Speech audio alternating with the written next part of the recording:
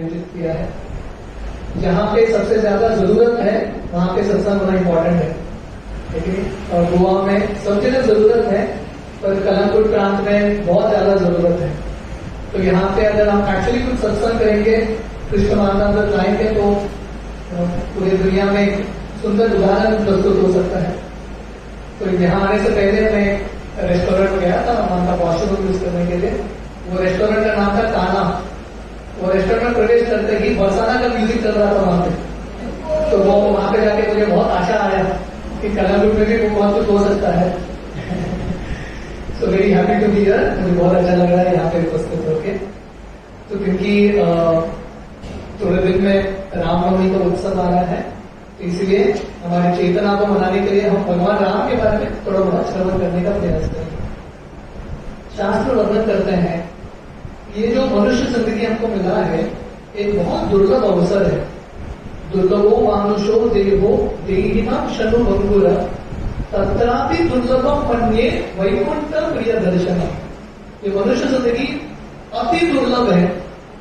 आप कुछ भी अरबों करोड़ों रुपया दे दो, वापस ये मनुष्य जिंदगी मिलेगा कि नहीं, गारंटी नहीं। और शास्त्र वर्णन करता है शतभंगुर। शतभंगुर करता है बहुत जल्दी ये मनुष्य जिंदगी समाप्त हो जाएगा। तो बुद्धिमत्ता है, भगवान ने अपनी मनुष्य जिंदगी दिया है, ये मनुष्य जिंदगी का लाभ लेके हमको थोड़ा समय निकालना है भगवान का भक्ति करने के लिए। अतः तो ब्रह्म जिज्ञासा। शास्त्र वर्णन करता है भगवान ने ये शरीर दिया है मनुष्य का ताकि हम भगवान के बारे में जिज्ञासा कर सके, ताकि हम भगवान की प्राप्ति कर सके। भागवतम में ऋषभ देव करके भगवान के अवतार हैं। वो अपने 100 पुत्रों को उपदेश देते हैं और ऋषभ देव उनके उपदेशों बताते हैं अपने पुत्रों को। बाकी जो आनंद है, आहार निद्रा भय मैथुन, वो पशुओं को भी उत्पन्न होता है। पशु भी खाते हैं, सोते हैं, ये सब कार्य करते हैं। कलंगुट में जो चल रहा है वो पशु भी करते हैं, है कि नहीं। पर भगवान ने हमको ये मनुष्य जिंदगी दिया है इसके लिए तपो दिव्यम पुत्रकायेन सत्वम ब्रह्म सौख्यम तो अनंतम। ऋषभ देव बताते हैं भगवान ने अपनी मनुष्य जिंदगी दिया है तपस्या करने के लिए, थोड़ा बहुत भक्ति का तपस्या करके जो अनंत सुख है, अनलिमिटेड हैप्पीनेस है, वो प्राप्त करने का प्रयास करना है। और हमारे शास्त्र बताते हैं कि सबसे बढ़िया तरीका भगवान के बारे में प्रेम प्राप्त करने के लिए वो है भगवान के बारे में श्रवण करना। परीक्षित महाराज, जिनको 7 दिन का मृत्यु का नोटिस था, 7 दिन में परीक्षित मरने वाले थे, परीक्षित सब छोड़ते हैं, सुखदेव गोस्वामी के पास आते हैं और ध्यान से भगवान के बारे में श्रवण करते हैं। तो जब हम ऐसा समय इन्वेस्ट करते हैं, देखिए समय का ना 2 चीज है, एक समय का वेस्टेज है और एक समय का इन्वेस्टमेंट है। एक टाइम का यूज है और एक टाइम पास है। टाइम पास तो सब लोग करते हैं दुनिया में, लेकिन लोगों को पता नहीं क्या करना है, मोबाइल देखते हैं, वीडियो गेम खेलते हैं। पर भगवान ने हमको ये मनुष्य का समय दिया है ताकि हम ये समय का प्रयोग करें भगवान का कथा सुनने के लिए। परीक्षित महाराज 7 दिन 7 रात निरंतर भगवान का कथा सुने, सीता वैकुंठ चले गए, भगवान के धाम चले गए। तो इसलिए हमको ये जो अवसर है भगवान के बारे में श्रवण करने का, इसको गंभीरता से लेना है। भगवान के बहुत सारी लीलाएं हैं, इन सब लीलाओं को श्रवण करने की आवश्यकता है। और खासकर भारत भूमि में ये 2 महत्वपूर्ण ग्रंथ महाभारत और रामायण, ये 2 ग्रंथ बहुत इंपॉर्टेंट है। भगवान कृष्ण का चरित्र, भगवान राम का चरित्र। पहले जमाने में शायद कलंगुट में भी होता होगा, पहले 100 साल 150 साल पहले जब टीवी इत्यादि नहीं था, गांव गांव में ऐसे लोग इकट्ठा होते थे और सत्संग होता था शाम के समय। तो ये हमारा भारत का एंटरटेनमेंट मॉडल था। भगवान के बारे में कथा सुनो, एंटरटेनमेंट भी होता है, उसके साथ साथ एजुकेशन, एनलाइटनमेंट भी होता है। तो ये बहुत इंपॉर्टेंट है। गोवा में एक खासियत है कि बहुत सारे जगह पे ऐसे छोटे छोटे मंदिर हैं, लेकिन नाइस टेम्पल्स बहुत अच्छे से मेंटेन किए हैं। यहाँ का वातावरण इतना सुंदर है। तो ये मंदिर का लाभ लेके अलग अलग जगह पे ऐसे सत्संग होना बहुत इंपॉर्टेंट है। एक दृष्टिकोण से इस्कॉन को मंदिर बनाने की आवश्यकता भी नहीं है, और कितने सारे मंदिर है, लेकिन just go and do teaching है, भगवान के बारे में श्रवण करो। तो आज हम थोड़ा बहुत भगवान राम के बारे में श्रवण करने का प्रयास करें। रामायण में कुल मिला के 7 कांड है, 7 सेक्शंस ऑफ रामायण। आप लोग जानते हैं कि अलग अलग रामायण के कांड के बारे में जानना इंपॉर्टेंट है, ठीक है? अगर भगवान के पास जाना है, भगवत धाम जाने से पहले प्रश्न उत्तर होगा। जैसे एक नया कंट्री में जाना है ना, क्वेश्चन आंसर होता है, इंटरव्यू क्लियर करके ही जा सकते हैं। तो ऐसे भगवान के धाम जाना ना, ये सब प्रश्न होना जानना बहुत इंपॉर्टेंट है। 7 सेक्शंस ऑफ रामायण, 7 कांड रामायण के। रामायण का पहला कांड कौन सा है, किसको पता है? जोर से बोलना है। पहला कांड रामायण का बालकांड। गुड। रामायण का दूसरा कांड क्या है, किसको पता है? इसका मतलब है ऐसे सत्संग होना बहुत इंपॉर्टेंट है। अगर आपको लग रहा है कि पता नहीं है, मतलब एजुकेशन की जरूरत है। बाकी सब चीज सबको पता होता है, लेकिन विराट कोहली ने अभी लेटेस्ट क्रिकेट मैच में कितना 6 मारा, सबको पता रहेगा, तो ये सब चीज हमको पता नहीं है। तो रामायण का पहला कांड है बालकांड। रामायण का दूसरा कांड है अयोध्या कांड। रामायण का तीसरा कांड अरण्य कांड, जो भगवान राम वन जाते हैं, अरण्य फॉरेस्ट। रामायण का चौथा कांड है किष्किंधा कांड। रामायण का 5वां कांड है सुंदर कांड। रामायण का छठा कांड है युद्ध कांड और 7वां कांड है उत्तर कांड, जहां पे भगवान राम का पट्टाभिषेक होता है। So these are the 7 sections of Ramayan. तो ये सब जानना बहुत इंपॉर्टेंट है। तो आज हम आपको संक्षिप्त में बालकांड के बारे में वर्णन करेंगे। समरी, बालकांड तो बहुत विशाल है, बहुत सारे लेसन है सीखने के लिए, पर संक्षिप्त में in short we will try to summarise Balakand. तो बालकांड रामायण की शुरुआत होती है। वाल्मीकि मुनि जो रामायण के लेखक हैं, वाल्मीकि मुनि एक बार नारद मुनि को प्रश्न पूछते हैं, और उनका प्रश्न क्या है, सबसे परफेक्ट व्यक्ति कौन है? वाल्मीकि मुनि जानना चाहते हैं who is the perfect hero. हर व्यक्ति अपनी जिंदगी में हीरो को वर्शिप करना चाहता है, आराधना करना चाहता है। तो वाल्मीकि मुनि नारद को पूछ रहे हैं कौन सबसे सर्वश्रेष्ठ व्यक्ति है जिनका आराधना हमको करना है।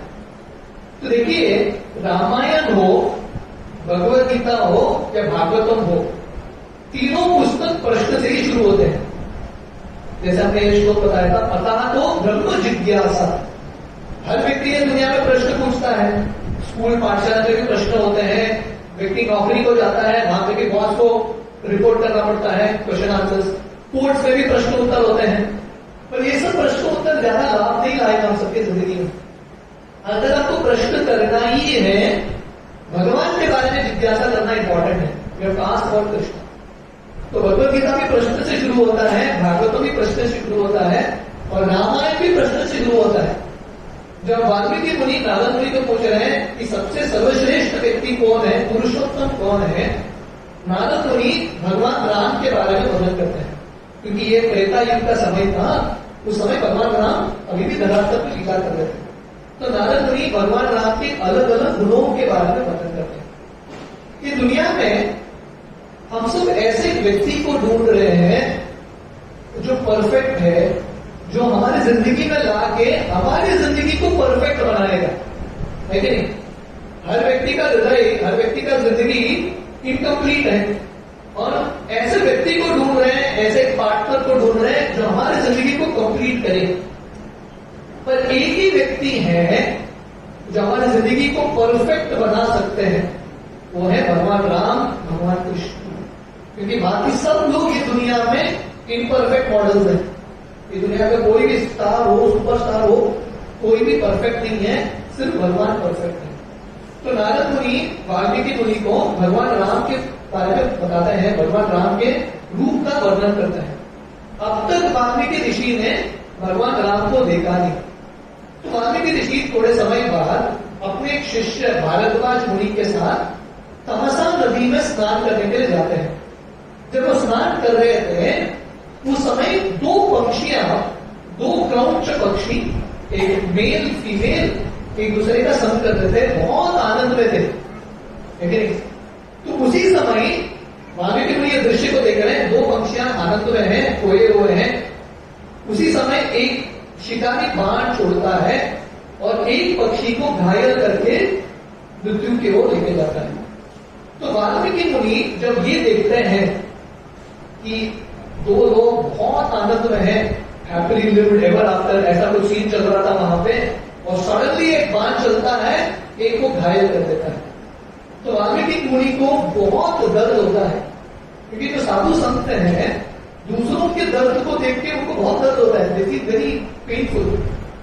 श्रील प्रभुपाद एक बार कहीं पे थे अमेरिका में, और प्रभुपाद देख रहे थे कि एक कचड़े के कूड़े के अंदर एक चूहा इधर उधर घूम रहा है, और प्रभुपाद को इतना करुणा आया कि लोग इतना कष्ट ले रहे हैं दुनिया में, है कि नहीं। तो वाल्मीकि मुनि के हृदय में इतना करुणा आया, तुरंत उनके मुख से एक श्लोक निकलता है। एक्चुअली एक श्राप था, वो ये शिकारी को श्राप दे रहे थे, इतना क्रूर शिकारी, तुमने ये पक्षी को मार दिया करके। पर ये जो श्राप था एक श्लोक के रूप में आता है, और ये रामायण का पहला श्लोक बनता है, द फर्स्ट श्लोक ऑफ रामायण। तो यहां पे देखते हैं ये जो हम प्रेम की कहानियां इत्यादि सुनते हैं, हैप्पीली लिव्ड एवर आफ्टर, हमारे शास्त्रों में कहीं वर्णन नहीं है ऐसा। रामायण की शुरुआत से लेके अंत तक, महाभारत की शुरुआत से लेके अंत तक कष्ट ही कष्ट है, संघर्ष है। हमारे शास्त्र बहुत प्रैक्टिकल है, और शास्त्र बताते हैं इन संघर्षों के साथ कैसे डील करें, how we should deal with situations. तो रामायण की शुरुआत होती है ऐसे प्रसंग में जहां पे बहुत सारा शोक था। यू अंडरस्टैंड, शोक का मतलब है सौरो, पश्चाताप, ये जो रोने का भाव है, ये शोक से शुरू होता है। पर वाल्मीकि मुनि ये शोक को श्लोक में कन्वर्ट करते हैं, और इससे रामायण की शुरुआत होती है। भगवत गीता भी शुरुआत होती है, अर्जुन शोक में है, अर्जुन के मन में भाव है मैं युद्ध कैसे करूं, अपने रिश्तेदारों से झगड़ा कैसे करूं, उनको कैसे मारूं। ये जो शोक है भगवत गीता के श्लोक में कन्वर्ट होता है, और अर्जुन गीता सुन के अलग ही स्तर पे चले जाते हैं। तो हम सबकी जिंदगी में कोई भी हो, कोई पुरुष हो, स्त्री हो, कोई भी हो, हर एक व्यक्ति की जिंदगी में कष्ट, शोक, विपदा इत्यादि आने वाले हैं, वो तो पक्का है। पदम पदम के विपदा न पेशा, ये भौतिक दुनिया मतलब हर पद पे कठिनाई है। ये दो पंक्षियां आनंद में थे, किसने सोचा था एक बाण आएगा, एक को घायल करेगा, किसी ने सोचा नहीं था। पर ये भौतिक दुनिया का रूल है, सडनली प्रॉब्लम्स आएंगे। पर जब हम इन समस्याओं के बीच में भगवान की कथा का आश्रय लेंगे, रामायण, महाभारत, भगवत गीता, भागवतम के श्लोकों का आश्रय लेंगे, तो हम शोक के परे एक स्तर पे चले जाएंगे। परीक्षित महाराज, इमेजिन कीजिए 7 दिन का मृत्यु का नोटिस है परीक्षित को। अगर आप किसी ने आपको बताया कि आप 7 दिन जीने वाले हो, व्यक्ति कितना टेंशन में रहेगा, डिप्रेशन में चला जाएगा। पर परीक्षित ये शोक की अवस्था में भागवतम का श्लोक सुनते हैं, समय निकालते हैं भगवान के बारे में सुनने के लिए। वो श्लोक सुन सुन के वो अपने शोक को भूल के एक अलग ही स्तर पे पहुंच गए। जैसा बॉम्बे में बड़े बड़े बिल्डिंग होते हैं ना, लेकिन आप बिल्डिंग के नीचे खड़े रहोगे, बिल्डिंग इतना बड़ा दिखता है, पर आप फ्लाइट लेके ऊपर जाओगे, वही बिल्डिंग छोटा दिखने लगता है। बिल्डिंग का साइज कम नहीं हुआ, आप एक ऊंचे स्तर पर पहुंच गए। तो ये दुनिया में हमारे प्रॉब्लम्स बड़े बड़े बिल्डिंग की तरह है, उसके साइज को आप कम नहीं कर पाओगे। पर अगर आप आपके स्तर को बढ़ाओगे, आप एक ऊंचे स्तर पे पहुंचोगे चेतना के रूप में, तो वही समस्या छोटे लगने लगते हैं, you feel it very very small. तो यही सत्संग का लाभ है। सत्संग में आने से हमारी रोज की जो समस्याएं हैं, जो बड़े बड़े बिल्डिंग की तरह दिखते हैं, सत्संग में आने से बहुत छोटे लगने लगते हैं, क्योंकि हमारा जो चेतना है बहुत ऊंचा हो जाता है। तो वाल्मीकि मुनि ये श्लोक की रचना करते हैं, और उसी समय ब्रह्मा जी का आगमन होता है वाल्मीकि मुनि के आश्रम में। तो ब्रह्मा जी बोलते हैं ये जो श्लोक है मैंने आपको प्रेरणा दिया, और ब्रह्मा जी बोलते हैं यही श्लोक के मीटर में, यही चंद में आप पूरे रामायण की रचना करें। तो वाल्मीकि मुनि वहां पे बैठते हैं, उनके आश्रम में ध्यान करते हैं, और साक्षात उनके सामने पूरा रामायण दिखने लगता है। हालांकि वाल्मीकि मुनि ने पूरा रामायण देखा नहीं, तो क्योंकि उनको गुरु का आशीर्वाद मिलता है, ब्रह्मा जी का आशीर्वाद मिलता है, वो पूरे रामायण को देख पाते हैं और पूरे रामायण की रचना करते हैं 24,000 श्लोकों में। भगवत गीता 700 श्लोकों का है, भागवतम 18,000 श्लोक, रामायण 24,000 वर्सेस, पूरे 24,000 श्लोक वही मीटर में लिखते हैं एक गीत के रूप में। अभी भी उत्तर भारत इत्यादि में रामायण को गाया जाता है, ऋषिक रामायण। तो वाल्मीकि मुनि पूरे रामायण की रचना करते हैं और उन्हीं के आश्रम में उस समय सीता मैया उपस्थित थी और सीता मैया के 2 पुत्र लव और कुश वहां पे थे। तो वाल्मीकि मुनि ने रामायण की रचना की, पर रामायण की रचना करके क्या फायदा, रामायण का प्रचार भी होना चाहिए। तो वाल्मीकि मुनि लव और कुश को रामायण सिखाते हैं, मीटर के साथ कैसा गाना है, भाव के साथ कैसा गाना है। लव और कुश पूरे रामायण को कंठस्थ करते हैं और वाल्मीकि मुनि लव और कुश को बोलते हैं अभी जाओ पूरे भारत भर में भ्रमण करो और रामायण का प्रचार करो। तो ये जो प्रचार का भाव है, तो कलमगुट में यहाँ के लोग प्रयास करते हैं। लव और कुश ने भी किया था, नगर नगर में भ्रमण करके लव और कुश ने रामायण की प्रचार की। तो ऐसा प्रचार करते करते वो अयोध्या पहुंचते हैं और उस समय भगवान राम वहां पे लीला कर रहे थे। भगवान राम अयोध्या में थे, लव और कुश अयोध्या में जाके रामायण की वर्णन करते हैं, इतने प्रसिद्ध हो जाते हैं। इमेजिन कीजिए, हम प्रवचन देंगे तो थोड़ा बहुत अट्रैक्शन है, अगर छोटा बच्चा प्रवचन दे रहा है कितना अट्रैक्शन होता है, ठीक है। तो लव और कुश इतने छोटे बच्चे पूरे रामायण की वर्णन कर रहे हैं, कितने सुंदर तरीके से भगवान राम लव और कुश को अपने महल में बुलाते हैं और भगवान राम भी रामायण सुनते हैं। तो रामायण इतना आकर्षक है, भगवान राम भी सुनते हैं। इनफैक्ट रामायण वर्णन करता है, जब लव और कुश सुना रहे थे ना राम के सभा में रामायण, भगवान राम ऊंचे एक आसन में बैठे थे और सब उनके प्रजा उनके मंत्रियां सब नीचे बैठे थे और लव और कुश नीचे से रामायण का वर्णन कर रहे थे। तो भगवान राम रामायण सुन के, रामायण में क्या है, एक तो भगवान राम का गुणगान और रामायण में भगवान के भक्तों का गुणगान। तो रामायण में हनुमान जी का चरित्र है, सीता का चरित्र है, लक्ष्मण का चरित्र है। ये सब चरित्र समझना बहुत इंपॉर्टेंट है। आजकल के बच्चों को वैल्यू सिस्टम है ही नहीं, क्योंकि वो उनके रोल मॉडल कुछ अलग ही है। आप शाहरुख खान, आमिर खान, इनको रोल मॉडल बनाएंगे तो क्या वैल्यू सिस्टम सीखने वाले हैं, वैल्यू सिस्टम तो सीखेंगे नहीं। पर अगर हम ऐसे लोगों के बारे में सुनेंगे जिनके पास वैल्यू सिस्टम था, लक्ष्मण ने कैसे सैक्रिफाइस किया, जटायु ने कैसे सैक्रिफाइस किया, ऐसे उदाहरण सुनेंगे तो बहुत प्रेरणा मिलता है। तो रामायण सुनते सुनते भगवान राम इतने आकर्षित होते हैं, भगवान राम अपने आसन से उठ के नीचे आते हैं और सबके साथ बैठ के नीचे रामायण सुन रहे घंटों घंटों। भगवान राम भी खो जाते हैं अपने कथाओं में। तो भगवान की कथाएं इतने मधुर हैं, अगर भगवान की कथाओं को ध्यान से सुनेंगे ना, इधर उधर भागने की जरूरत नहीं है। परीक्षित महाराज भागवतम में सुखदेव गोस्वामी को बताते हैं कि दुनिया में लोग क्या क्या नहीं करते आनंद प्राप्त करने के लिए। कलमगुट में बोलने की आवश्यकता ही नहीं है, लेकिन दुनिया भर के लोग आते हैं कलमगुट में, पता नहीं क्या ढूंढते हैं यहाँ पे आनंद प्राप्त करने के लिए। पर परीक्षित महाराज बताते हैं आप कितना भी भागो, इधर उधर कलमगुट जाओ, पूरे दुनिया भर में जाओ, आनंद कहीं नहीं मिलेगा। खर्च करो, ऐसा खर्च करो, सुख नहीं मिलेगा। परीक्षित महाराज बताते हैं सुख प्राप्त करने का सरल तरीका है, कहीं भागने की जरूरत नहीं है, एक जगह पे बैठो, ऐसे सत्संग में आओ, भगवान के बारे में कथा सुनो, कैसे घंटे बीतेंगे आपको पता भी नहीं चलेगा। ऐसे एक स्तर पे आप चले जाएंगे, आज में जस्ट पास होता है। तो इस तरह से भगवान राम पूरी रामायण सुनते हैं।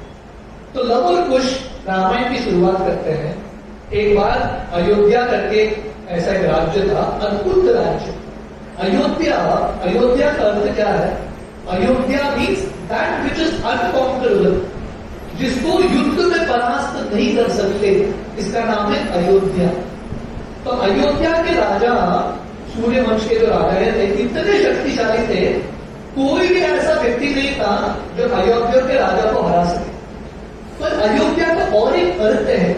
अयोध्या का नाम अयोध्या क्यों है? एक तो बाहर के शत्रु प्रवेश नहीं कर सकते थे, अंदर के भी शत्रु प्रवेश नहीं कर सकते थे अयोध्या में। मतलब किसी के हृदय में, अयोध्या के जो निवासी थे, किसी के हृदय में काम वासना नहीं था, क्रोध वासना नहीं था, मद मोह मत्सर्य कुछ भी नहीं था। ये सब जो शत्रु हैं किसी के हृदय में प्रवेश नहीं कर पाए। तो हमको लगता है कि शत्रु बाहर हैं, पर हमारे शत्रु हैं मूल एनिमीज हमारे जो मन, और मन के साथ काम वासना, क्रोध वासना, लोभ मोह मद मत्सर्य, lust anger greed pride envy, ये हमारे शत्रु हैं। हम पूरी दुनिया के शत्रु को दमन करने का प्रयास करते हैं, पर हमारे हृदय में शत्रु इतने बड़े पैमाने में। तो अयोध्या का अर्थ है कि नहीं कि दुनिया में हर व्यक्ति राम राज्य चाहता है, अयोध्या की तरह एक नगरी चाहता है। अयोध्या का अर्थ है जहां पे हर निवासी भगवान राम के भक्त हैं।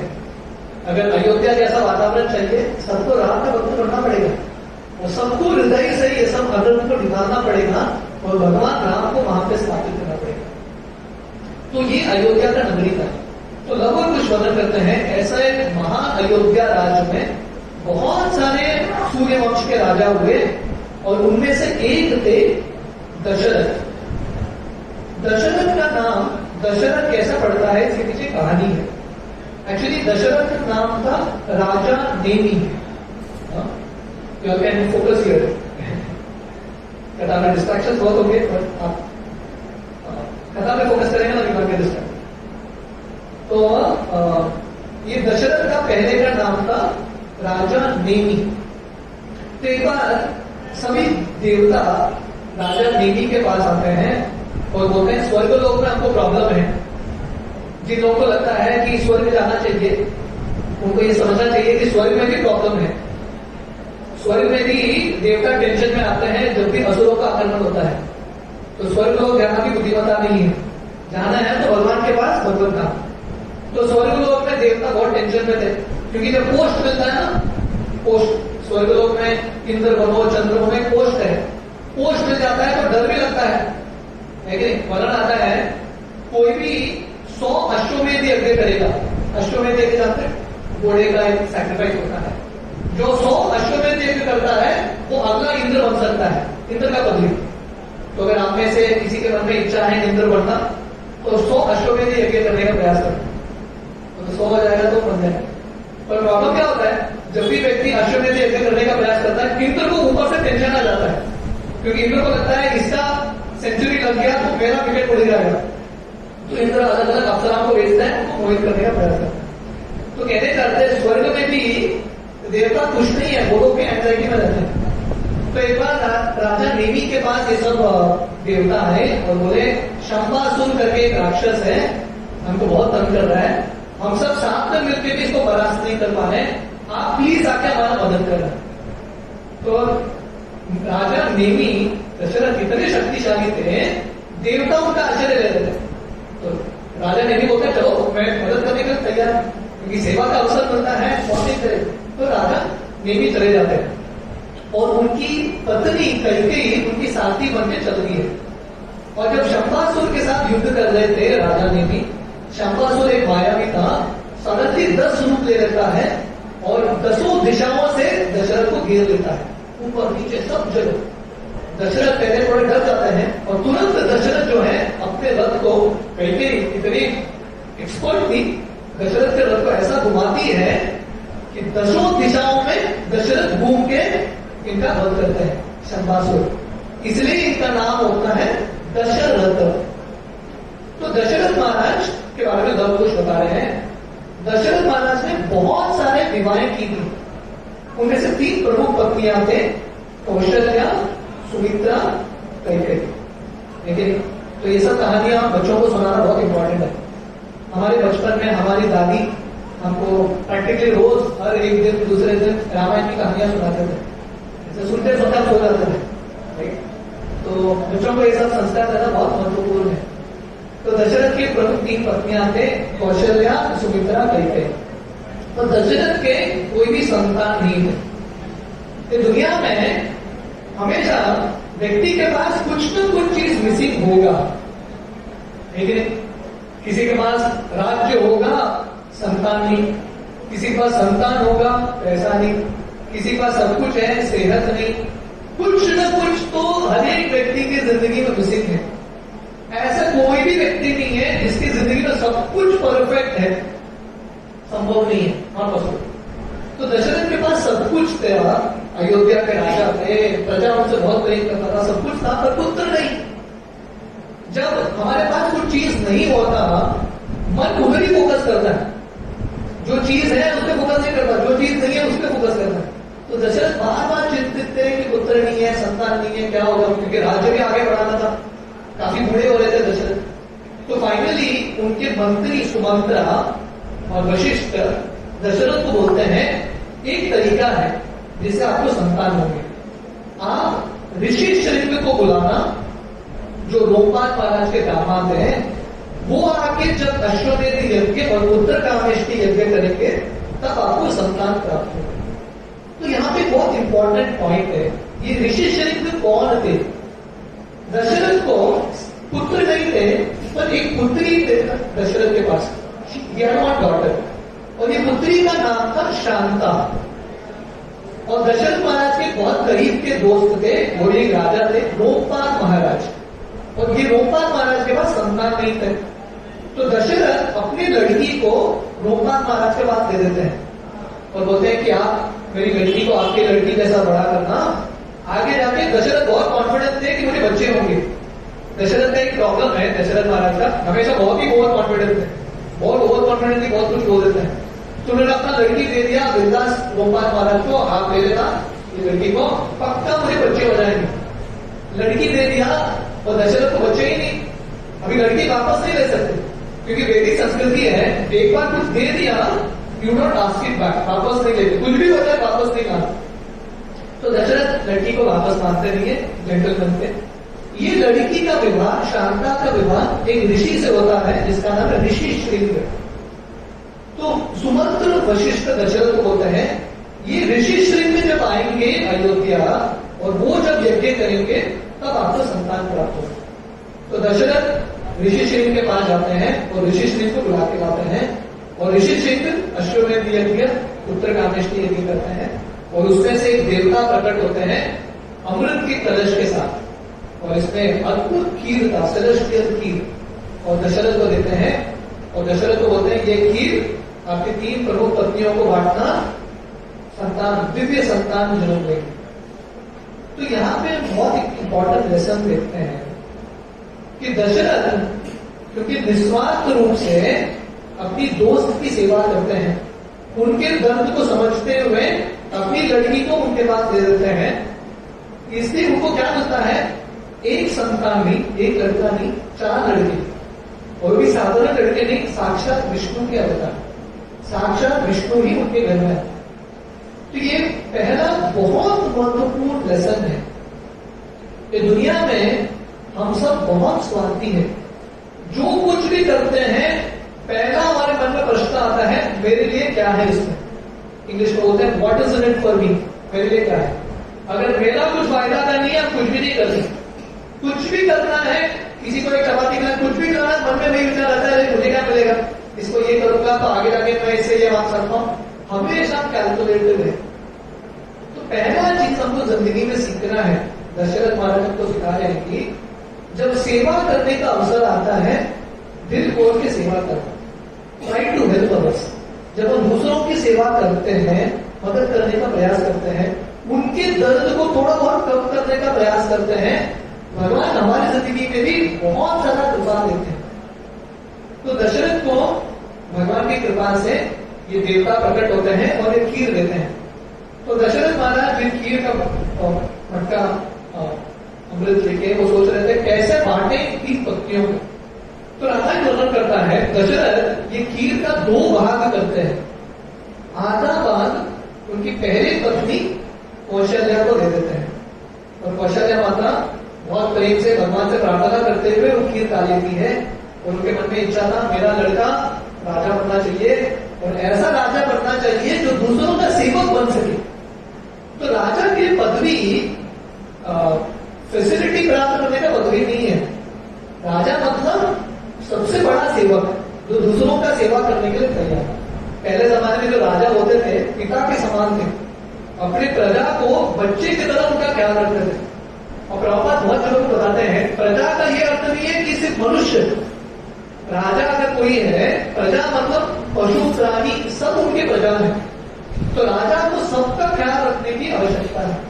तो कौशल्या माता की खीर खाती है और मन में ऐसा भाव रखती है कि मेरा लड़का ऐसा हो जो सबका सेवक बने, सबको आनंद दे। हमारी वैदिक पद्धति में ना इसको बोलते हैं गर्भाधान संस्कार। गर्भाधान संस्कार करते हैं जब माँ गर्भवती होती है उस समय जो चेतना में बच्चे को आकर्षित करती है, जो आत्मा को आकर्षित करती है, जो प्रार्थना के साथ वैसा ही लड़का होता है। तो प्रेयर्स आर वेरी इंपॉर्टेंट। हम किसके लिए चाहते हैं? संतानों को उत्पन्न करने के लिए। तो कौशल्या का ये भाव था, वो एक खीर खा लेती है, आधा खीर। अभी जो आधा खीर बचा था, दशरथ वो आधे खीर का फिर से 2 भाग करते हैं, 1/4 हाफ का आधा था, 1/4 एक चौथाई उनकी दूसरी पत्नी सुमित्रा को देते हैं। ठीक है, अभी एक चौथाई बच गया। दशरथ फिर से उसका 2 भाग करते हैं, तो 1/8 जो छोटा सा भाग था वो अपनी तीसरी पत्नी कैकेयी को देते हैं और कैकेयी तुरंत खा लेती है खीर को। शी जस्ट ईट्स इट, भगवान से प्रार्थना करके वो खीर खा लेती है। अभी जो बचा था 1/8 दशरथ सोच लेते हैं किसको देना है, वो सुमित्रा को देते हैं। और सुमित्रा पहले से उनके हाथ में खीर था, एक चौथाई खीर मिला था, अभी 1/8 खीर मिल जाता है। सुमित्रा दोनों खीर को भगवान से प्रार्थना करते हुए खाती है और सुमित्रा का मन में यह प्रार्थना था, मेरे जो संतान होंगे वो इन दोनों के संतान के सेवक बने। So this the mood that she had. इसलिए कौशल्या माता से भगवान राम जन्म लेते हैं, भगवान राम राजा बनते हैं, सबको आनंद देते हैं। राम का अर्थ है, Ram means one who gives pleasure to others. तो राम का पूरा जिंदगी, अगर आप एक चीज समझना चाहते हो भगवान राम से, एक चीज का अनुसरण करना चाहते हैं, वो ये है कि कैसे भगवान राम का पूरा जिंदगी गया दूसरों को आनंद देने में। He always tried to give pleasure to others। उसके बिल्कुल विपरीत है रावण। रावण का अर्थ क्या है? रावण का अर्थ है जो दूसरों को रुलाता है, और रावण ने वैसा ही किया पूरी जिंदगी भर, उसने दूसरों को रुलाते ही गया। तो अगर हमको राम से कुछ सीखना है, भगवान राम से, वो ये है कि दूसरों को थोड़ा आनंद देने का प्रयास करें। मैं कहीं तो वर्णन कर रहा था, देखिए जिंदगी में अगर हम कुछ बड़ा हासिल नहीं कर पाए तो चलेगा, जिंदगी में एटलीस्ट एक रूल होना चाहिए हम सबका, किसी को ठेस मत पहुंचाओ, don't try to hurt others. ये भी अगर हमने कर लिया ना, बहुत बड़ा चीज हो गया, it's a very big thing. तो भगवान राम ने जिंदगी भर किसी को ठेस नहीं पहुंचाया, अपने शब्दों का जो चुनाव है बहुत ध्यान से करते थे भगवान राम, सबको आनंद दिए। तो ये कौशल्या माता के पहले संतान राम, क्योंकि कैकेयी ने कौशल्या के बाद तुरंत खा लिया, राम के बाद दूसरा नंबर लगता है कैकेयी के पुत्र भरत का, कैकेयी से भरत जन्म लेता है। और उसके बाद सुमित्रा के जुड़वे निकलते हैं लक्ष्मण और शत्रुघ्न। इस तरह से 4 भाई, राम, लक्ष्मण, भरत, शत्रुघ्न। इन चारों के जो नाम है, जो वशिष्ठ जो है नामकरण कराते हैं वशिष्ठ मुनि, इन चारों के नाम के अर्थ बहुत इंपॉर्टेंट है। जैसे मैंने बताया था, भगवान राम, राम का अर्थ क्या है? तो दूसरों को आनंद देते हैं। भगवान राम को पूरा जिंदगी क्या है? दूसरों को आनंद दे रहे हैं। लक्ष्मण का अर्थ क्या है? लक्ष्मण मतलब लक्ष्मणों लक्ष्मी संपन्न। लक्ष्मण का अर्थ है जिसके पास लक्ष्मी है, पैसा। दुनिया में हर व्यक्ति को पैसा चाहिए, है कि नहीं? वर्णन आता है कि मुर्दे लाश के पास भी आप जाके पैसा का नोट रखो, बर्तन रखो, वो भी उड़ जाएगा, उसका सुगंध इतना स्ट्रॉन्ग है, मुर्दा लाश में उड़ जाएगा। तो लोगों को पैसा इतना अच्छा लगता है। और लक्ष्मण के आप जिंदगी पढ़ोगे, चरित्र पढ़ोगे, लक्ष्मण उन्होंने अयोध्या राज्य छोड़ दिया। भगवान राम जब चले गए जंगल वनवास, लक्ष्मण को जाने की आवश्यकता नहीं, लक्ष्मण भी अयोध्या छोड़ के चले गए भगवान राम के पास, क्योंकि लक्ष्मण के मन में एक ही भाव था, मेरे लिए धन है, लक्ष्मी है सेवा। तो लक्ष्मण पूरी जिंदगी भर उन्होंने एक ही धन कमाया, वो क्या है? भगवान राम का सेवा करते गए। ये दुनिया में आप पैसा कमाओगे ना, टेंशन भी आता है, कोई चोरी करके लेके जाएगा, बैंक में कुछ गड़बड़ होगा, टेंशन बहुत रहता है। पर सेवा आप करो, टेंशन कुछ नहीं। और बेस्ट बात क्या है, कोई सेवा चुराता भी नहीं है, तो बोलते करो करो बिंदास करो। तो सेवा का जो धन है वो इटर्नल धन है। तो लक्ष्मण अपने उदाहरण से सिखा रहे हैं कि कैसे सेवा करना सबसे बड़ा धन है। भरत का अर्थ क्या है? भरत का अर्थ है जो भार उठाते हैं, भार मतलब बोझा, हेवी वेट। तो भरत ने अयोध्या चलाने का भार उठाया था। जो भगवान राम चले गए 14 साल वनवास, भरत को भी जाना था, क्योंकि जितना लक्ष्मण प्रेम करते थे भगवान राम से, भरत भी प्रेम करते थे। तो भरत भी भगवान राम के पास जाते हैं चित्रकूट में। चित्रकूट में यह स्थली है जहां पे राम और भरत का मिलन होता है। तो भरत भगवान राम को बोलते हैं मैं भी आपके साथ जंगल नहीं रहूंगा, मैं वापस अयोध्या नहीं जाऊंगा। तो भगवान राम बोलते हैं नहीं, तुम्हारा सेवा है अयोध्या राज्य संभालो। तो भरत जो थे अयोध्या का राज संभालते हैं। हालांकि फैसिलिटी प्राप्त नहीं करते, वो भी राम की तरह वनवासी के रूप में रह रहे थे नंदीग्राम में, तो पूरे राज्य को चला रहे थे। तो भरत जी भगवान, जैसे लक्ष्मण भगवान राम का फिजिकल सेवा कर रहे हैं, इसको बपू सेवा बोलते हैं। लक्ष्मण जो है भगवान राम का वाणी सेवा कर रहे हैं, उत्तरदायित्व उठा है भगवान के। तो हम सबको भी भरत की तरह, पहला चीज हमने देखा भगवान राम की तरफ को क्या बनना है, हमको दूसरों को आनंद देने का प्रयास करना है, try to give pleasure to others. Lakshman की तरह हमको सेवा का धन कमाना है। सेवा का धन कमाने के लिए बहुत उत्सुक योगी बनना चाहिए।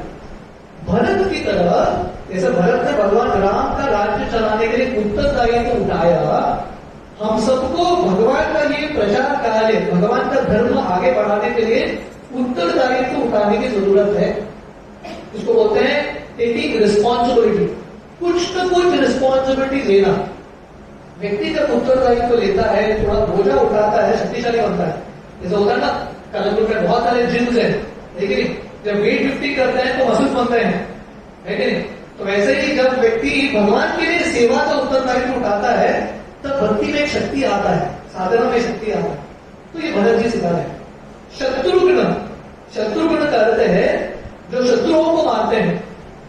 पर आप शत्रुघ्न पूरा रामायण पढ़ेंगे ना, पूरे रामायण में शत्रुघ्न ने एक ही असुर को मारा था, जिसका नाम था लवणासुर। मथुरा का एक राजा था, असुर था लवणासुर। तो शत्रुघ्न ने लिटरली किसी भी शत्रु को मारा नहीं, फिर भी उनका नाम है शत्रुघ्न। शत्रुघ्न के सबसे बड़े शत्रु कौन थे पता है? वो था भगवान राम का सानिध्य।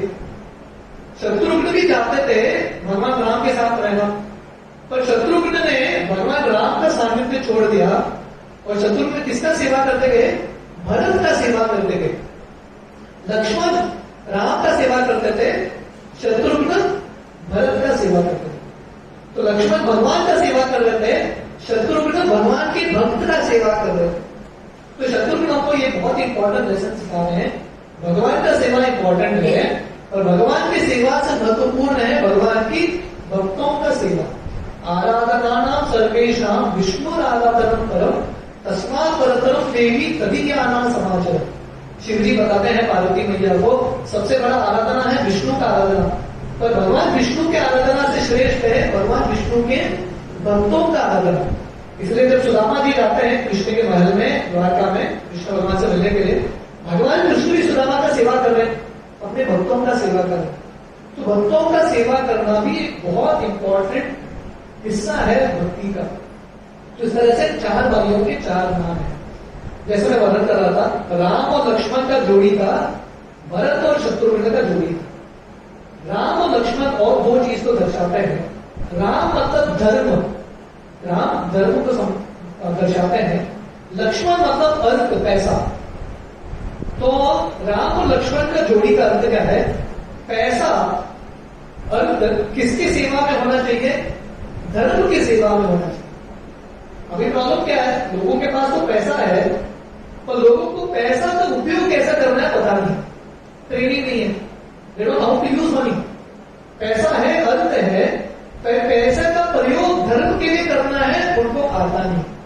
पहले जमाने में जो राजे ऋषि हुआ करते थे, दशरथ महाराज हो, भगवान राम हो, युधिष्ठिर हो, उनके पास पैसा बहुत था, पर पैसा ऐसा फालतू चीजों में उड़ाते नहीं थे। ऐसा नहीं कि उन्होंने कैसीनो बोल दिया, ये कर दिया, वो कर दिया, कहीं तो करना नहीं है। पैसा का प्रयोग किसके लिए करते थे? ब्राह्मणों को दान देना, पाठशाला खोलना, संस्कृति देना, उत्सव मनाना। तो पैसा का प्रयोग धर्म को बढ़ाने के लिए करना चाहिए। तो पैसा का जो विवाह है हमेशा धर्म के साथ। तो राम धर्म को दर्शाते हैं, लक्ष्मण पैसे अर्थ को, धर्म और अर्थ का जोड़ी। भरत जो है मोक्ष को दर्शाते हैं और शत्रुघ्न काम वासना को दर्शाते हैं। तो जनरली हम काम वासना का प्रयोग करते हैं हमारे इंद्रियों के लिए, पर शत्रुघ्न हमेशा भरत के सेवा में थे। शत्रुघ्न बता रहे हैं कि काम वासना इच्छा किसके लिए यूज करना चाहिए? मोक्ष की प्राप्ति करने के लिए। इसलिए भागवतम का एक श्लोक है, कामस्य नेन्द्रिय प्रीति लाभो जीवेत यावता जीवस्य तत्व जिज्ञासा नार्तयष्टेह करनी। तो भागवत बताता है कामस्य नेन्द्रिय प्रीति, हमारी काम वासनाएं हमारी इंद्रियों के लिए प्रयोग नहीं करना है। कामस्य नेन्द्रिय प्रीति लाभो जीवेत यावता, लाभो जीवेत यावता करते हैं जो बहुत आसानी से, बहुत ज्यादा मेहनत किए बिना जो पैसा मिलता है उससे संतुष्ट हो। मतलब भागवत बता रहा है मटीरियल लाइफ को थोड़ा सैटिस्फाइड रखो, क्योंकि हमारी जिंदगी का लक्ष्य है जीवस्य तत्व जिज्ञासा। जीवन का लक्ष्य क्या है? भगवान की प्राप्ति करना, मोक्ष की प्राप्ति करना। इसलिए शत्रुघ्न जो काम को दर्शाते हैं और भरत जो है मोक्ष को दर्शाते हैं, हमेशा साथ में। पर जब ये कनेक्शन टूट जाता है, काम वासना हमारी इंद्रियों के लिए करते हैं, तो व्यक्ति ये संसार में फंसता है। तो इस तरह से ये चार भाई धीरे धीरे वो लोग बढ़ते हैं अपनी उम्र में। हालांकि पहले कांड का नाम है बाल कांड, पर पूरे रामायण में भगवान राम के बाल लीलाओं का वर्णन नहीं है। कहीं पे आपने सुना है भगवान राम के बाल लीलाएं? कहीं पे नहीं। जैसे कृष्ण के बहुत सारे बाल लीलाएं हैं, कृष्ण ने मक्खन चुराया, गैयों के साथ लीलाएं की, गोपियों के साथ। राम का ऐसा कुछ नहीं है। सीधा भगवान राम थोड़े श्लोक, 24,000 श्लोक हैं, पर वाल्मीकि मुनि भगवान राम के बचपन की लीलाओं को 4 श्लोक में समराइज करते हैं। फटाफट भगवान राम 16 साल के हो जाते हैं। क्योंकि कृष्ण लीला, कृष्ण और राम में फर्क क्या है? भगवान राम मर्यादा पुरुषोत्तम थे। भगवान आए राम के रूप में एक मर्यादा का उदाहरण प्रस्तुत करने के लिए। इसलिए भगवान राम ने बाल लीलाएं फास्ट फॉरवर्ड कर लिया, क्योंकि भगवान राम को राजा कैसा बनना है, पुत्र कैसा बनना है, वो सब समझाना था। कृष्ण को बोलते हैं लीला पुरुषोत्तम। भगवान राम मर्यादा पुरुषोत्तम है, कृष्ण लीला पुरुषोत्तम है। इसलिए भगवान कृष्ण ने बहुत सारे बचपन के लीलाएं की भक्तों के हृदय को मोहित करने के लिए। तो भगवान राम ऐसे धीरे धीरे बढ़ जाते हैं। तो वर्णन आता है जब भगवान राम 16 साल के थे, उस समय दशरथ महाराज अपने मंत्रियों के साथ बैठे थे और सोच रहे थे कि राम अभी 16 साल का हो गया है, इसका भी विवाह करा देना चाहिए। उस समय विवाह थोड़ा जल्दी होता था, तो सोच रहे थे राम का विवाह कराना सही है। अपने मंत्रियों से डिस्कस कर ही रहे थे, उस समय सडनली विश्वामित्र का आगमन होता है। ये जिंदगी है। जैसे हमने पहले बार सुना था रामायण में ना, आप पूरे रामायण पढ़ेंगे ना, बहुत सारे टर्निंग पॉइंट्स होते हैं। आप समझते हैं टर्निंग पॉइंट? जिंदगी चल रहा है फर्स्ट क्लास, सडनली कुछ आता है, टर्न हो जाता है। दिस इज रामायण और ये जिंदगी है। आप जिंदगी कुछ स्पेसिफिक प्लान करो, सडनली कुछ आएगा, जिंदगी के मोड को बदल देगा। और हमको रामायण से सीखना है, जब मोड जिंदगी का बदलता है उसके पीछे कारण है। There is a lesson behind it. कुछ भी चीज अपने आप नहीं होता, there is a reason for everything.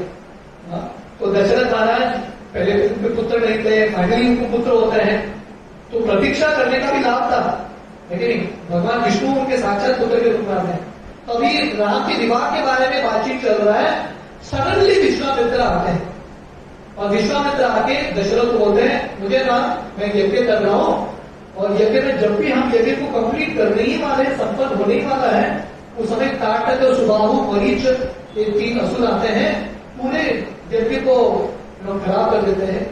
तो मेरा इच्छा है आप राम को भेजना मेरे साथ, राम इन असुरों का वध करेगा। दशरथ जब ये सुनते हैं, दशरथ को इतना डर लगता है, क्योंकि दशरथ जैसा आपने सुना था, बहुत सालों बाद उनको संतान मिला है। तो जब बहुत सालों के बाद कुछ चीज मिलता है ना, व्यक्ति बहुत आसक्त होता है, छोटे के लिए तैयार नहीं होता। तो दशरथ बहुत आसक्त थे राम से, छोटे के लिए तैयार नहीं। जब विश्वामित्र आके उनको बोलता है राम दे दो, दशरथ को ऐसा लगता है कि वज्र का प्रहार हो रहा है, कि पर्वत गिर गया उनके ऊपर। दशरथ विश्वामित्र के पैर में गिरते हैं, बोलते हैं राम बच्चा है अभी भी 16 साल का, उसने रात का समय देखा भी नहीं, सूर्यास्त होते ही इसका आंख बंद हो जाता है। इन असुरों के साथ वध करना, युद्ध करना, तब रात का समय में युद्ध करना है। ये बच्चा बहुत कोमल लड़का है, इसने युद्ध क्या है देखा नहीं, छोड़ दो राम को, मैं आऊंगा आपके साथ, मैं अपने पूरी सेना के साथ आऊंगा, इन असुरों को मारूंगा। विश्वामित्र अड़े रहे, बोले मुझे राम ही चाहिए, आप नहीं चाहिए, आई वॉन्ट राम ओनली। तो दशरथ सोच रहे थे क्या करें, क्योंकि दशरथ ने वचन दिया था। जैसे हमने शुरुआत में बताया, दशरथ बहुत ओवर कॉन्फिडेंट थे, यहाँ पे भी ओवर कॉन्फिडेंस में उन्होंने बता दिया विश्वामित्र जो चाहिए मांग लो मैं दे दूंगा, उनको बता नहीं था राम आने वाले हैं। तो दशरथ सोच रहे थे अभी क्या करें।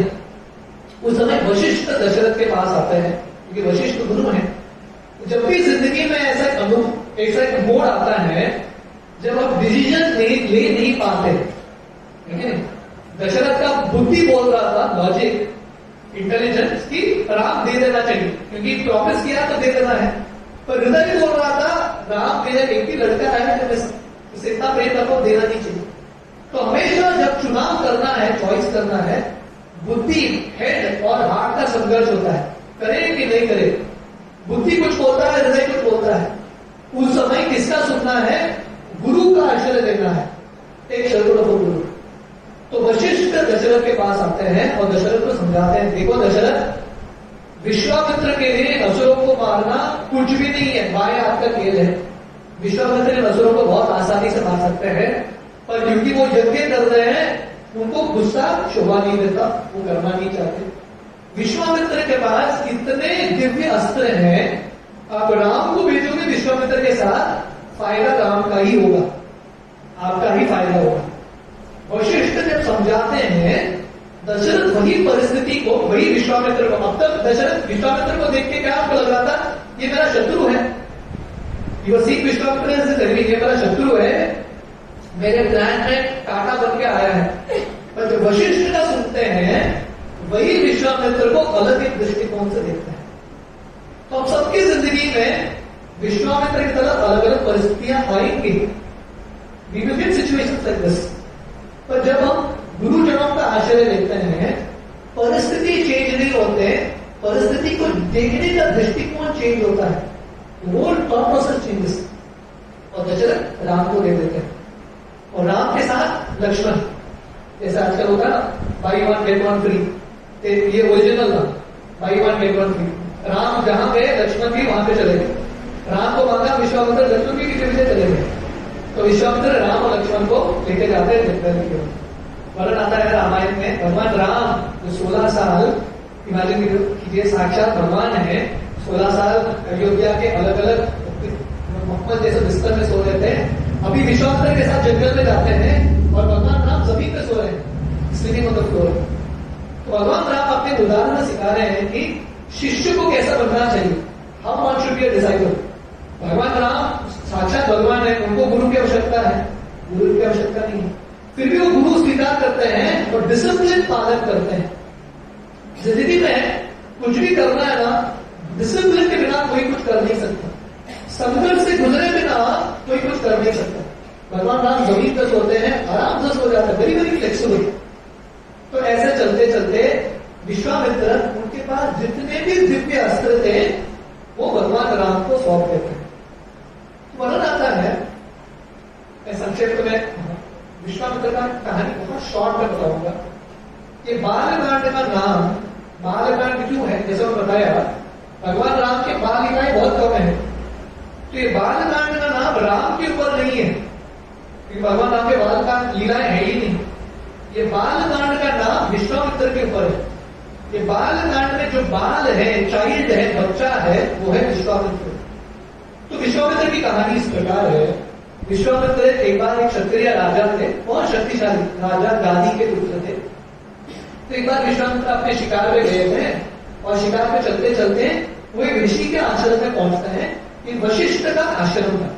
वशिष्ठ ऋषि अयोध्या के कुल गुरु बनने से पहले उनका एक आश्रम था। विश्वामित्र वशिष्ठ के आश्रम में पहुंचते हैं और विश्वामित्र के साथ उनका पूरा सेना है, मंत्रियां हैं। तो विश्वामित्र जाते हैं वशिष्ठ को प्रणाम करने के लिए। तो वशिष्ठ से मिलते हैं, आशीर्वाद लेते हैं। उस समय वशिष्ठ विश्वामित्र को बोलते हैं, आप आपके सब मंत्रियों को बुला के लाना, मेरा इच्छा है, मैं आपका सेवा करना चाहता हूं, मैं आपके लिए फीस्ट अरेंज करूंगा। अभी अरेंज फीस्ट पर होगा। तो विश्वामित्र बोलते हैं, अरे आप तो छोटे से कुटिया में रहते हो, छोड़ दो फिर कभी। तो वशिष्ठ बोलते हैं, नहीं नहीं आप आइए, मैं आपका सेवा करना चाहता हूं। तो विश्वामित्र सोच रहे थे, जंगल के बीच में कुटिया है, अभी हजारों लोग जाएंगे तो इंग्रेडिएंट्स तो लाना पड़ेगा। तो विश्वामित्र सोच रहे थे कैसे करने वाला है। वशिष्ठ के पास एक कामधेनु गाय था जिसका नाम था शबल। तो विश्वामित्र के सब लोग आते हैं, वशिष्ठ जो है अपने गाय शबल को बोलता है इन सबको खिलाओ, ठीक है। और शबल गाय जो है सबके सामने अनगिनत आइटम, जो आपने सोचा नहीं होगा, रसगुल्ला, खीर, ये वो अनगिनत आइटम आ गया सबके सामने। सब इस्कॉन सेंटर में ऐसे शबल गाय होगा तो बहुत अच्छा होगा, टेंशन बच जाएगा कुक्स का, कुकिंग का। जो इच्छा पिज्जा मांगो, पास्ता मांगो, शबल गाय देता रहे। तो वशिष्ठ के पास ऐसे गाय थे। तो विश्वामित्र खा रहे हैं। अभी देखिए मटीरियल माइंड कैसा काम करता है। अभी व्यक्ति को सामने इतना आइटम मिला है, कुछ होना चाहिए कि नहीं। तो विश्वामित्र खा रहा है और वो घूर घूर के वो गाय को देख रहा है, क्योंकि उसके मन में ये है मुझे भी ऐसा गाय चाहिए। तो ये प्रॉब्लम है। अरे बाबा तू जंगल में है, इतना तुमको भूख है, सामने थाली मिला है, उसको तो खाओ। विश्वामित्र खाते खाते खुश नहीं है, वो फोकस कर रहा है ये है, ये इसके पास है, मेरे पास नहीं है। ये भौतिक माइंड है।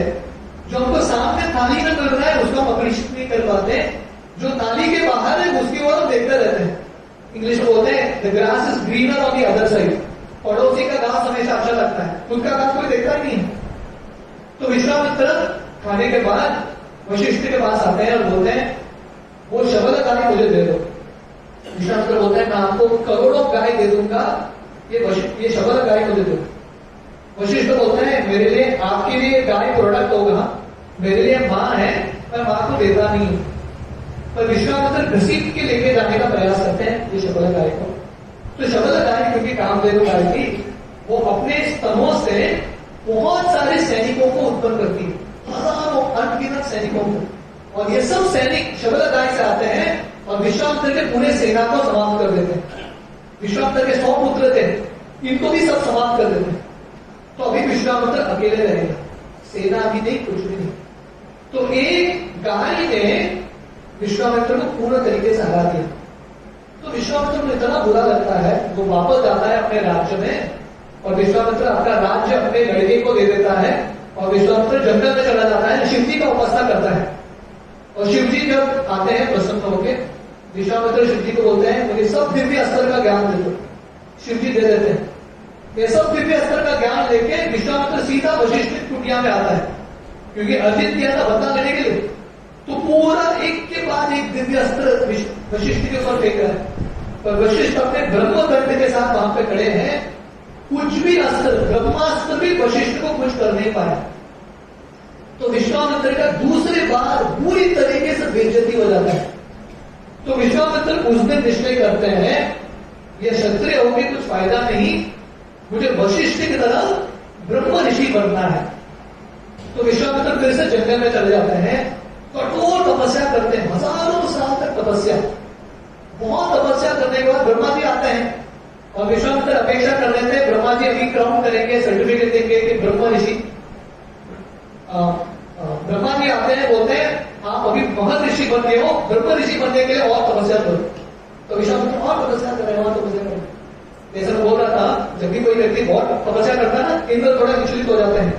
इंद्र मेनका को बेचते हैं, विश्वामित्र मोहित हो जाते हैं, मेनका के साथ काफी समय चला जाता है। जो उन्होंने तपस्या इकट्ठा किया था, तपस्या का जो शक्ति था, सब बह गया एक कामवासना में। फिर से विश्वामित्र तपस्या करते हैं। जब सफलता प्राप्ति करने वाले थे, इंद्र फिर से और एक अप्सरा को बेचता है, रंभा। और इस बार विश्वामित्र कामवासना में ही क्रोध में आके रंभा को जला देते हैं, और क्योंकि क्रोध आ गया फिर से पूरा तपस्या का फल चला गया, फिर से विश्वामित्र तपस्या करते हैं। अगर आपको पॉजिटिव थिंकिंग सीखना है ना, नेवर गिव अप, वो विश्वामित्र से सीखना है। हाँ नहीं माने, करते गए और फाइनली इतना कठोर हजारों साल के तपस्या के बाद ब्रह्मा जी आते हैं सब देवताओं के साथ, और विश्वामित्र बोलते हैं अभी आप ब्रह्म ऋषि। तो विश्वामित्र बोलते हैं ऐसा नहीं चलेगा, वशिष्ठ को बुलाओ, वशिष्ठ को आके बोलना पड़ेगा मैं ब्रह्म ऋषि हूं, क्योंकि ये पूरा मैं वशिष्ठ के लिए किया हूं। तो वशिष्ठ आते हैं और विश्वामित्र बोलते हैं हाँ ब्रह्म ऋषि मेरे तरफ। उस समय विश्वामित्र क्या करता है पता है, वशिष्ठ के पैर में गिर जाते हैं। अब तक वो ये पूरा क्यों कर रहे थे, वशिष्ठ के साथ कॉम्पीट करने के लिए। विश्वामित्र वशिष्ठ के पैर में गिरते हैं और बोलते हैं आज मुझे समझ में आया आपका स्तर कितना महान है। इतने सालों के संघर्ष के बाद मुझे समझ में आया कि ब्रह्म ऋषि बनना बच्चों का खेल नहीं है, आप बहुत महान व्यक्ति हो। विश्वामित्र वशिष्ठ के पैर में गिर जाते हैं, तो सबसे बड़े शत्रु थे बहुत करीब के दोस्त बन जाते हैं। उसके बाद विश्वामित्र उनके मन में भाव आता है, जैसे वशिष्ठ भगवान राम का आश्रय ले रहे हैं अयोध्या में, विश्वामित्र भी भगवान राम का आश्रय लेना चाहते थे। कैसे, जैसे बच्चा भगवान का आश्रय लेता है। तो विश्वामित्र का ये जो जर्नी है जिंदगी का, क्षत्रिय राजा से महर्षि ब्रह्म ऋषि, ऐसा करते करते फाइनली वो कहां कौन से स्तर पे आते हैं, उनके जिंदगी में एक साक्षात्कार आता है। सबसे महान स्तर मतलब भगवान का दास बनना, भगवान के सामने बच्चे की तरह भगवान का भक्ति करना, ये सबसे ऊंचा चीज है।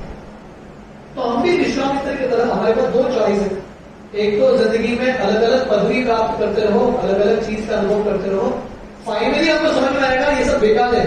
जैसे विश्वामित्र को समझ में आया, ब्रह्म ऋषि सब पढ़ने के बाद विश्वामित्र समझ में आया मैंने समय वेस्ट किया, और फाइनली वो भगवान राम का आश्रय लेते।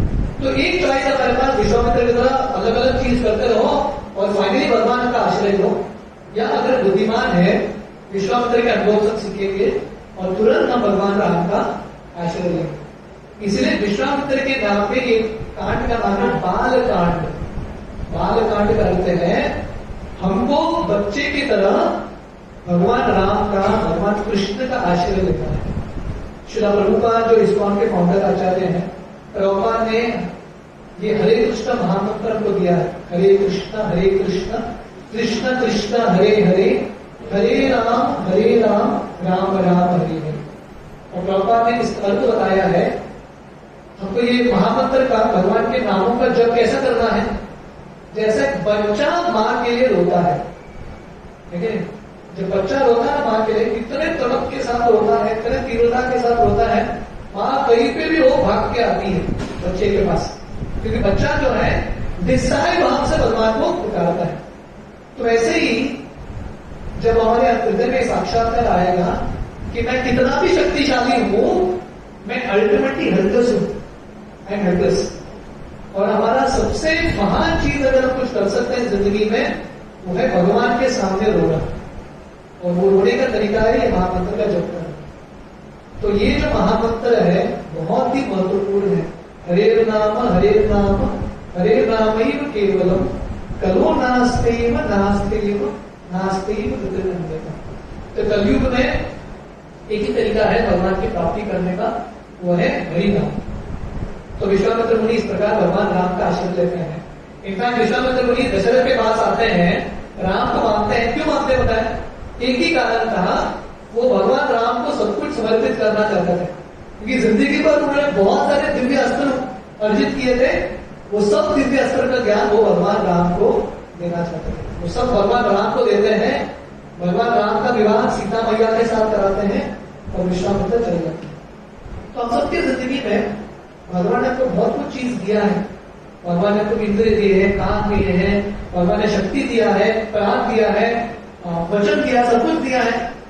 तो हम सबका कर्तव्य है विश्वामित्र की तरह जो भगवान ने हमको दिया है भक्ति के भाव के साथ भगवान को अर्पित करना। That is the successful life. तो जिंदगी का लक्ष्य यही है, जो भगवान ने दिया है हमको, offer it in devotion to Krishna. अगर हम ये करेंगे तो हमारी जिंदगी सफल। तो यहाँ पे हम आज की कथा को विराम देंगे। आप सब लोगों का बहुत बहुत धन्यवाद, इतने ध्यान से सुने। हम आशा करते हैं और भगवान से प्रार्थना करते हैं कि अलग अलग के सत्संग बहुत अच्छे से हो। इसका इच्छा है कि यहाँ पे कुछ रेगुलर सत्संग हो। तो अगर आप लोग इंटरेस्टेड हैं then we can try to do something regularly। आप सबका बहुत बहुत धन्यवाद, खासकर मंदिर के मैनेजमेंट का बहुत बहुत धन्यवाद। उन्होंने इतना सुंदर हमारे लिए अरेंजमेंट किया है, पूरे मंदिर को हम सब सत्संग के लिए पूरा है। Thank you very much. Hare Krishna. भगवान रामचंद्र की जय, सीताराम लक्ष्मण हनुमान की